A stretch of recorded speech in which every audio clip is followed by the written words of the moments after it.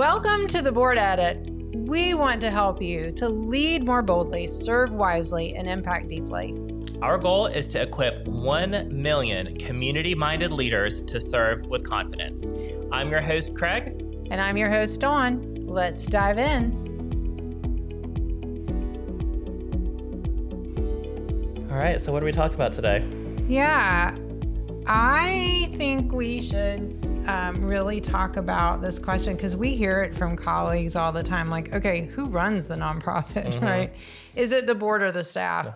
And I think our audience might find it fascinating that I was actually serving as a board chair, was towards the end of my service on a board when we were looking for a new CEO. And you came and applied and you were hired. So I actually served. Yep. Yeah. So I actually served as your board chair and actually agreed to stay on an extra year to provide that continuity. Yeah, that was huge. When you were hired. So, it is this sort of dance, if you will, because many times there's documents within a nonprofit where the CEO or the executive director signs or the board chair signs, and both of our names are on the bank agreements and the audit. We're the ones called in to talk about the audit.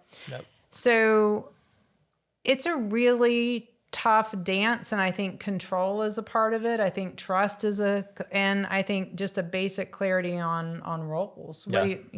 So how was it working with me as the board chair? Well, I have an assessment that I can give you later.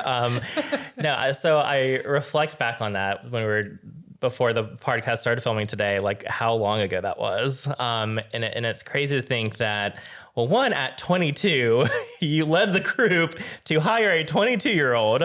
And at the time, I was the youngest executive in a global nonprofit network. And I'll never forget, several months later, I asked you, why was I selected? I also saw some of the interview notes from some of the other candidates too. And it was like, why would they hire a 22-year-old? And what you said to me at the time is you could cast a vision and you could get people excited behind it. But I think as we, met each other, learned how to work with each other, the foundation of it was trust and collaboration. There was never a sense of competition because we were in alignment of, one, who we served, but then how we serve. And at the basis of this question, in terms of who runs the organization, from a staff perspective, they run the day-to-day, the management, the operations. The board is responsible for the governance and strategy. Like that is very, very clear cut. But then there's so much nuance to that and how the executive and the board chair interact to then guide the board, to lead those conversations. And yeah, it was quite the ride.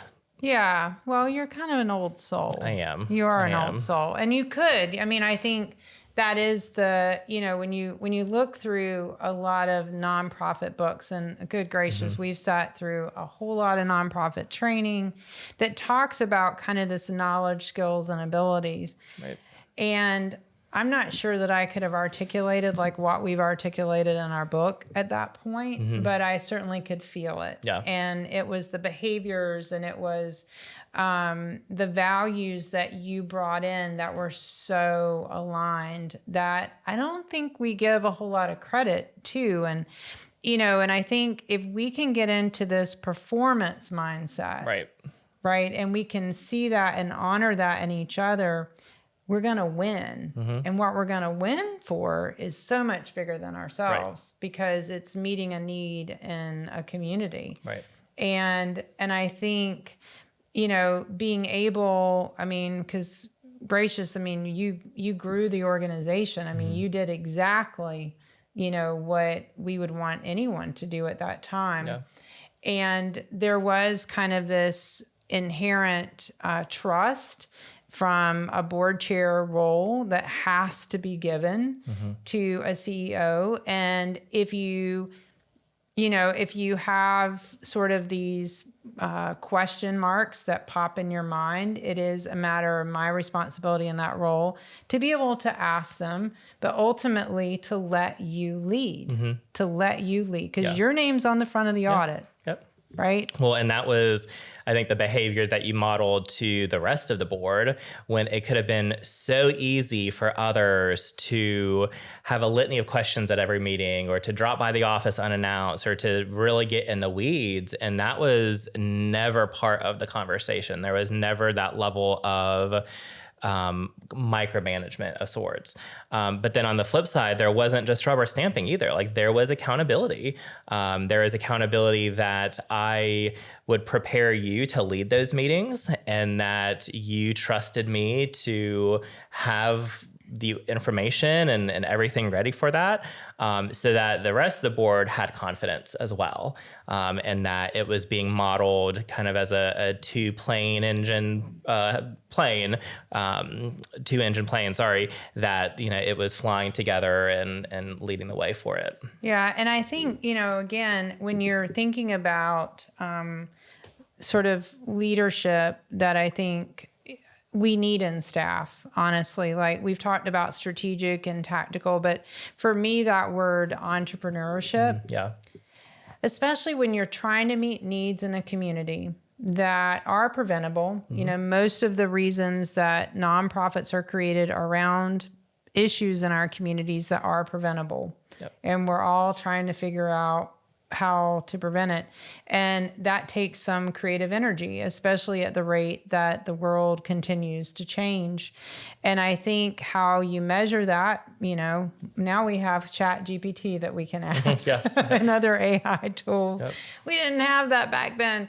But, having that creative spirit, but that can be really challenging to trust, I think, because it doesn't just line up. It's not A, B, C, D. Right. It's kind of A, M, D, Z, it bounces. Building the plane in mid-flight sometimes. Absolutely. And still showing up in a very professional way. And I think you do that, and have done that. Yeah. I think too, with boards that come from a business background, that they're working in an office, or they're in that kind of business hat during the day, and they come to a board meeting, that the impact of an organization can't just be measured by the bottom line of the finances. Organizations, nonprofits, have a double bottom line. It is the mission delivery and the mission resourcing. And that's where I've seen a lot of boards, even boards that I've served on, forget that. And that if it wasn't just on the financials, it didn't matter about the mission delivery. And that's such a misstep, I think, because one, it discounts the entrepreneurial spirit, the creativity, the nuance, and the approach it takes to tackle social issues. I mean, these are not black and white linear path type issues or problems in the community, or they'd be solved already. It takes a lot of conversations and trust building and partnership. But if you're just looking at the bottom line of the balance sheet, that's not always going to be communicated there.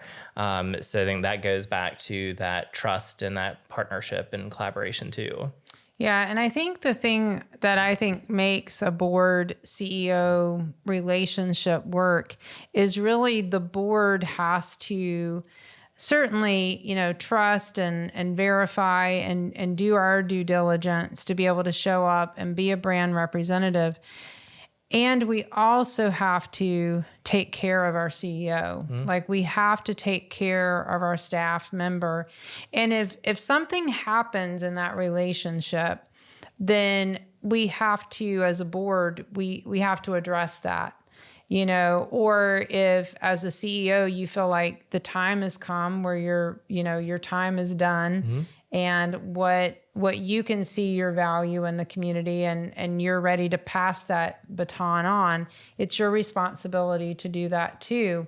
And I think the thing that we're trying to do in our Serve Smart framework is just continue to kind of honor that those conversations have to happen, and to not feel threatened by it. It's like, hey, how are we doing as a board? Hey, how are you doing as a CEO? And have those performance reviews. I think every 6 months personally. But I mean, you have to have those behavioral check-ins. Yep. Absolutely. And they can be tied to metrics and KPIs, and there's values to that. But there's also soft skills that are brought to the table too.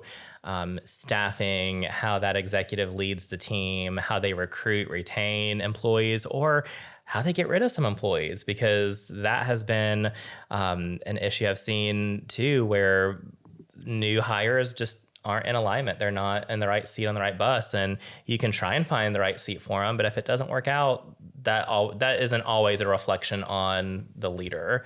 It just might be a mutual thing that doesn't happen either. And the board needs to trust that because they're not in charge of operations, that they're not involved in those hiring decisions. Mm-hmm. And I think that, I always think about sort of inherent power, right, and positions.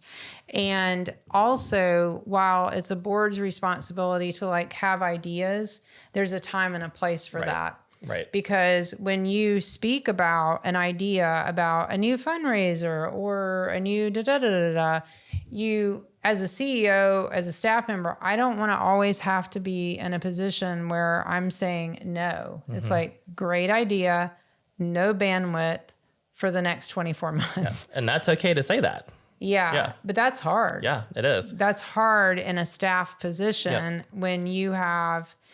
It's a lot. I mean, the board members are the first volunteers, and all of board members should be donors to the organization.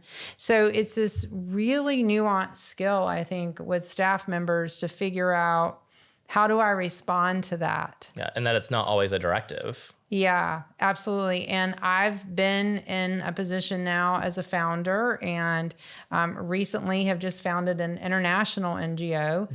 And as when you come to the table as a founder of something, I think you have a vision of how this needs to go. Yeah. And then when you get to the place where you can have a staff member, you have to transition at that point. And I think it's on the side of the board member who has to do the most of the transition. You have to let go and let that person fulfill what they've been hired to do. Yep. Well, and that is a whole other deep dive around founder syndrome and that phenomenon, which is fascinating because everyone is showing up with the best interest at heart, right? It is not a reflection on anyone with malice or showing up trying to derail. It's just a difference in approaches sometimes, or, the founder had different expectations in what's being done. And maybe there does need to be a realignment and making sure that it's still in line with that. Or maybe the organization has evolved and it doesn't look like how when the founder started it too.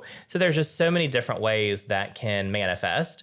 But at the basis of it, if there isn't that trust and that collaboration and that true partnership between the leaders and then modeling it for the rest of the board, there's going to be fractures for sure. Yeah. And I'm just thinking, a very generative question coming in my head right now is should founders have term limits too?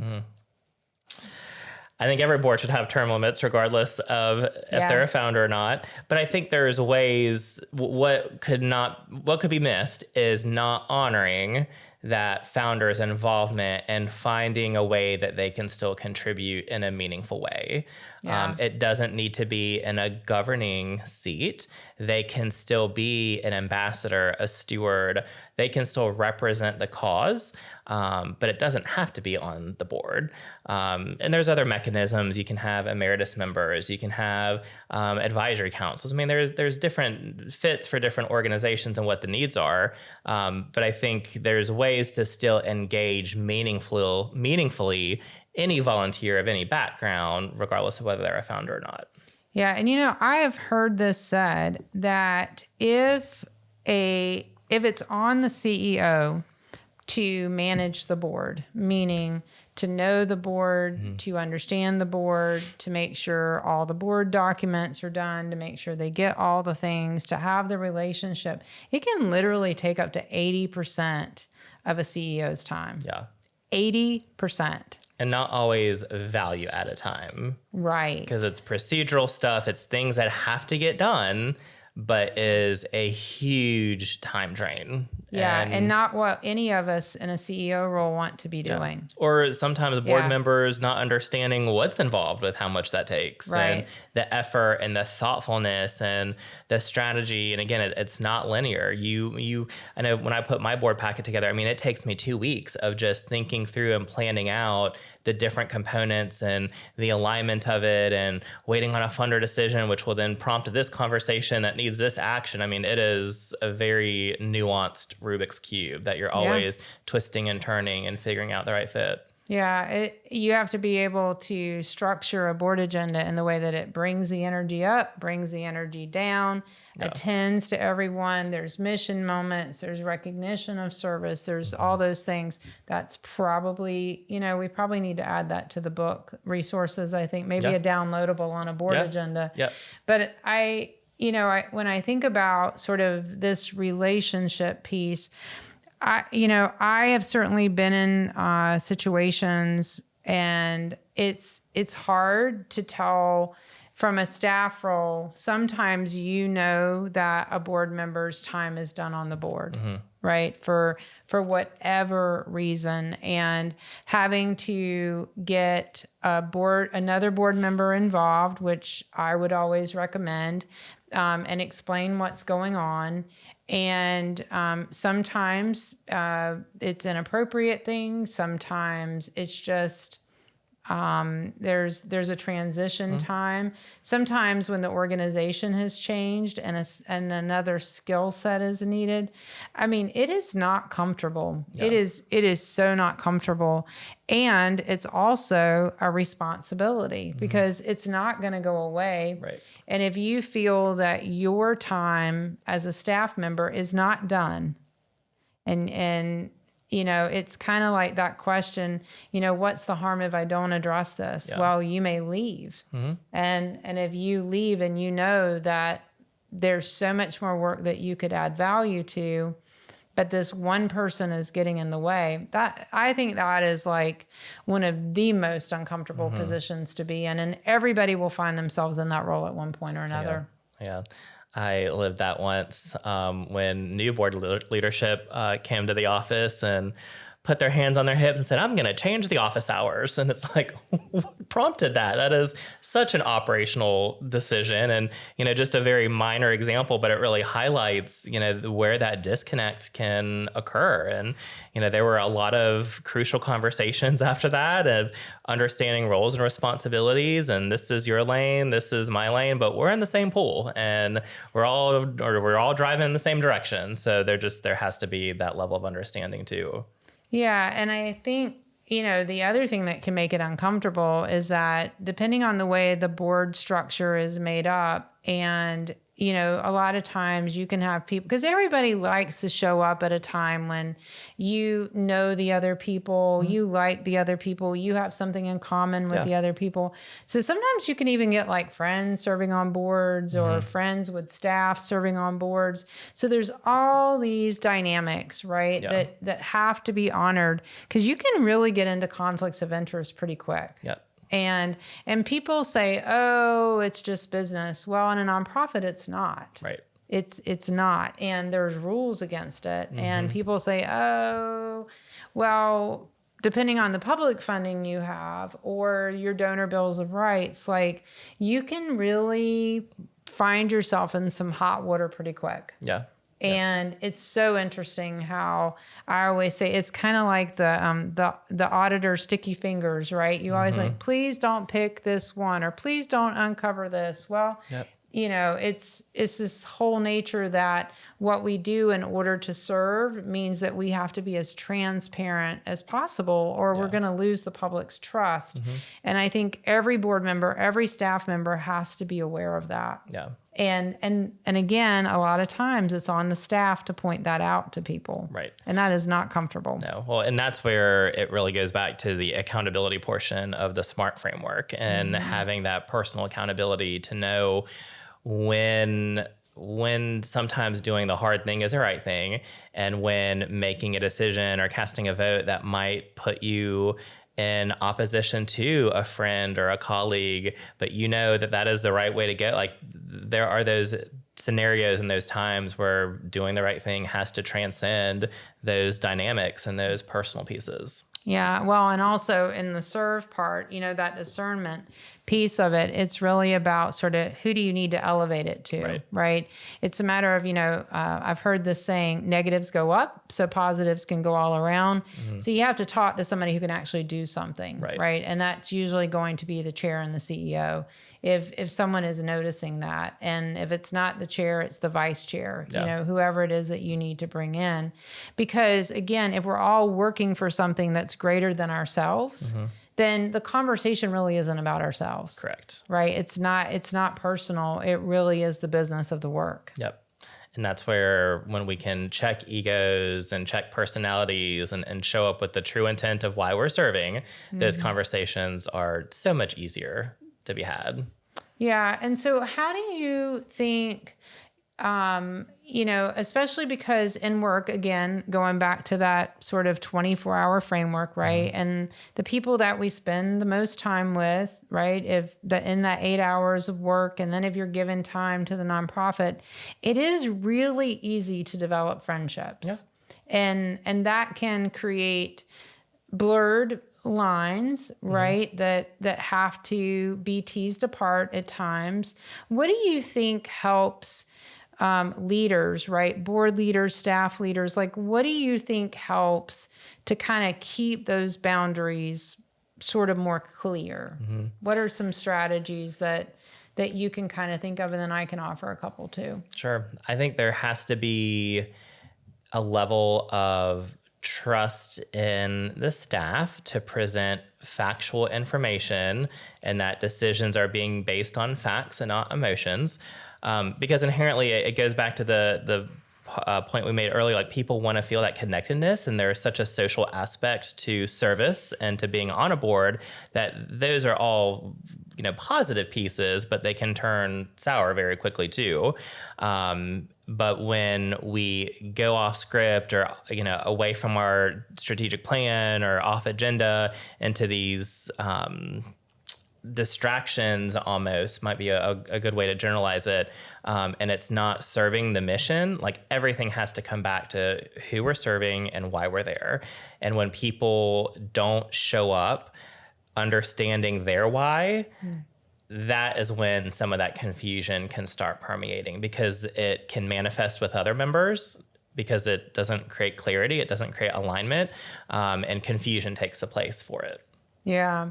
And I think, when I think about our Serve Smart framework and some of the downloads that people can go to, it really is like when people can see words written outside of themselves. And I think that's why we've spent so much time in developing some of these downloads that are available on our website.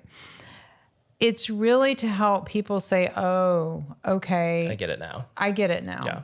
Right? Because you're called to the service of the organization for whatever reason. Yep. And you didn't know that there was all of this structure that had to be attended to. Because again, a nonprofit is a business that just has a nonprofit tax status. Yep.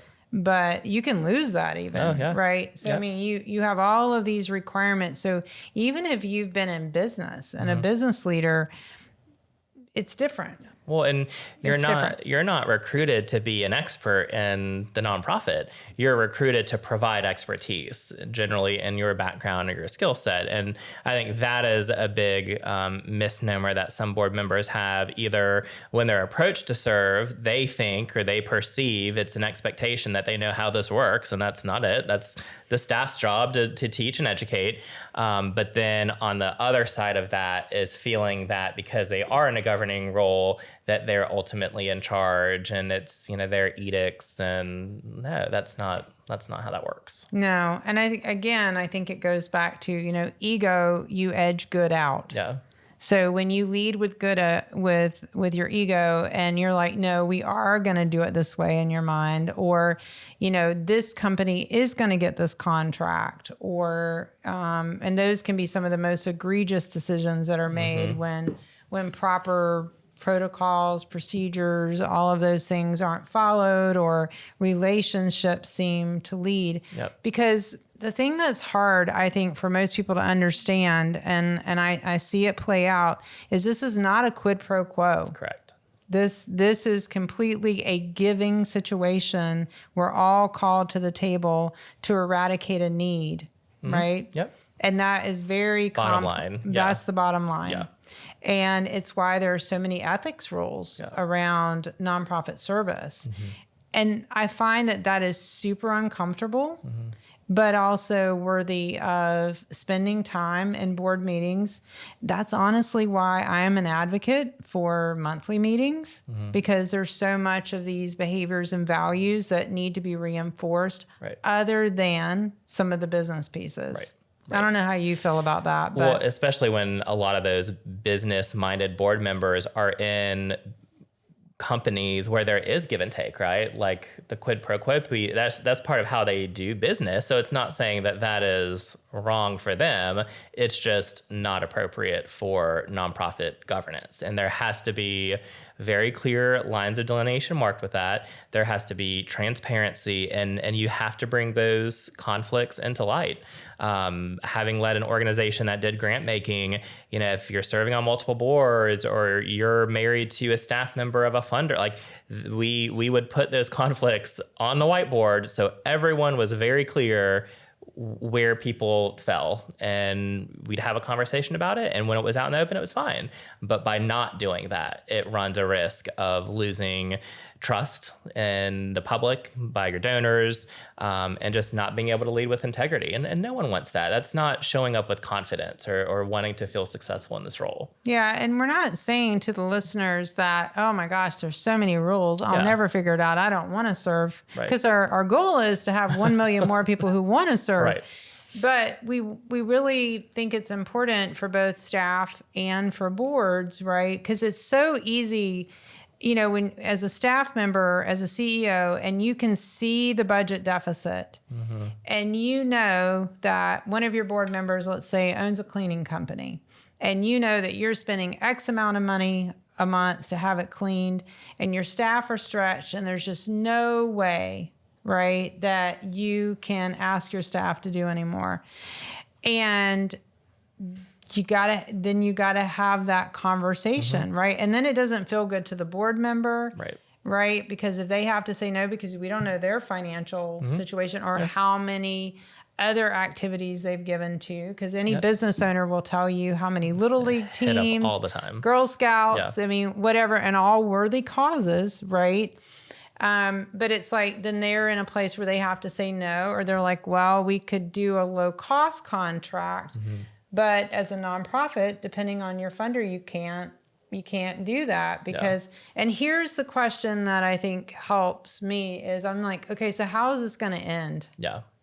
Right? How is this going to end when things aren't going well with the contract? I do not like talking about negative things with people that I have a relationship with. Like, it's really hard for me to end a contract. Yeah. Right? It's really, and I know I need to, but I don't want to because I don't want to have a conversation. Yeah. I don't want to hurt feelings.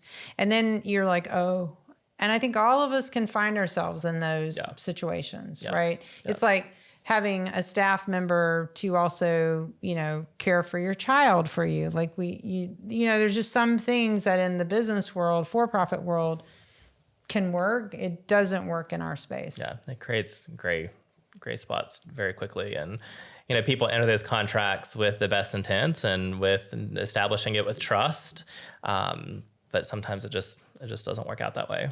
Yeah. So if you're a listener and you're listening to this and you're like, oh, shoot.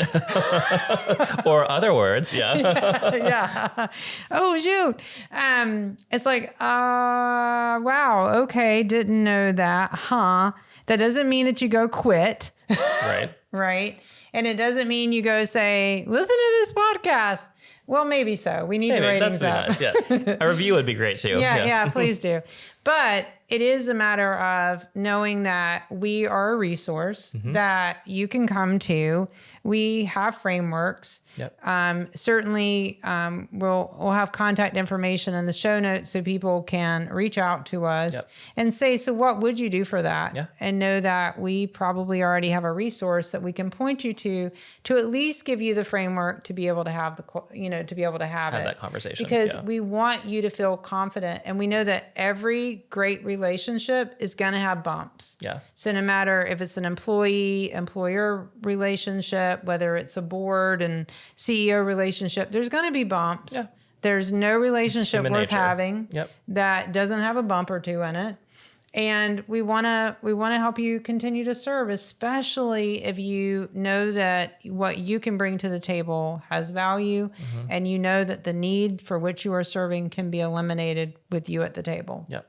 That's what we're called to do. That's what we're called to do. Yeah. So thanks for joining us. I think we've about wrapped this one up too. Yeah, I think so. Yeah. So thank you so much for joining us. And we hope that you'll join us again soon on The Confident Board Member. Have a good Cheers. one. Thanks. Curious how your board measures up? Take our free Serve Smart board assessment at theconfidentcompanyus.com to get instant insights.